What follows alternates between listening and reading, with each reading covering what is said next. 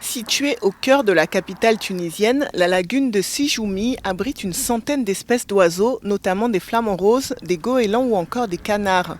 Seulement voilà, la survie de ces animaux est menacée par la pollution et par les déchets. La lagune est devenue un dépotoir. Plus de 1,8 million de mètres cubes de déchets solides y ont été déversés depuis 2009 selon une étude. Le gouvernement étudie depuis 2015 un projet pour dépolluer la lagune. Ces Tunisiens passionnés par les oiseaux placent beaucoup d'espoir dans ce futur projet. Un des éléments qui va changer un petit peu la conception de la zone humide, c'est la profondeur d'eau qui est prévue dans ce projet, de changer la profondeur d'eau, ce qui va permettre à certains canards de se nourrir, les canards qui peuvent plonger.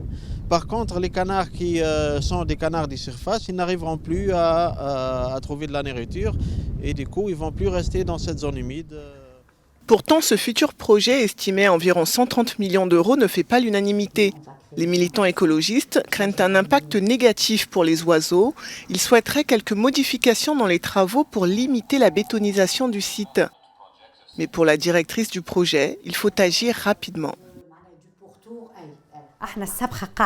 La lagune subit quotidiennement des remblaiements et se réduit.